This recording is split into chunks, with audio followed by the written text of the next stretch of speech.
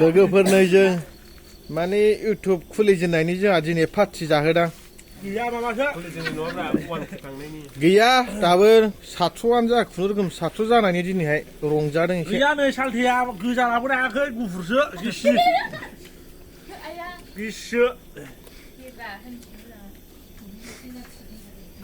नै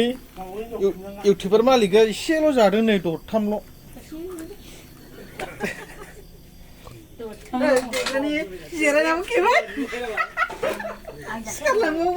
नै लोगोफोर दिनै एवनाया बोखारफ्लायो खसासे नै लोगोफोर जों बेबो हायनानै लांबाय आदा जाबावगोन सोर बिसिबां जायो जाथोंसै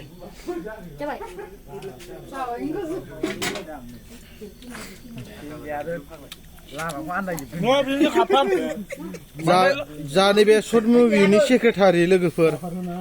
ओइ बेनो सेक्रेटारि जेरावबो बिफा लायो जोंहा सेक्रेटारिया गेलासथाम हादों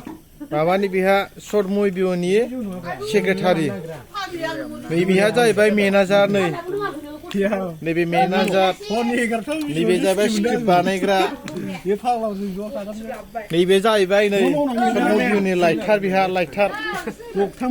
लाइटार लिरगिरि बेहा जोंहा बिथाङा दासान्दि मोजां मोजां बानायगासिनो दं नुगासिनो दं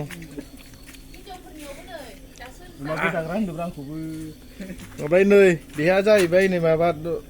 मा होनो एक्ट्रिसनि बिमा ओमफ्राय नै बेहा जाहैबाय मेकआप मेन नै लोदोदोथार नै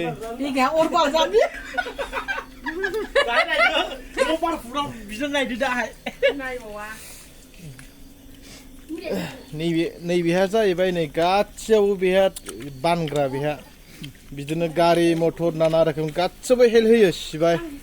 बिथांखौ जों मा होननानै बाख्नायबावनो दा गैया बे बेदर दरनायजोंनो बाख्नायथ'नाय जाहैबाय बिथांखौ आंखौ खेबला दे राजिबो नोंसोर आंखौ नुबाय थाखायोखा बेबादिनो आंखौ ब्लक खालामना नुजोबखायो ओंखायनो आंखौ खेबाखिसै जोंहा नै बेनो प्रेसिडेन्टआ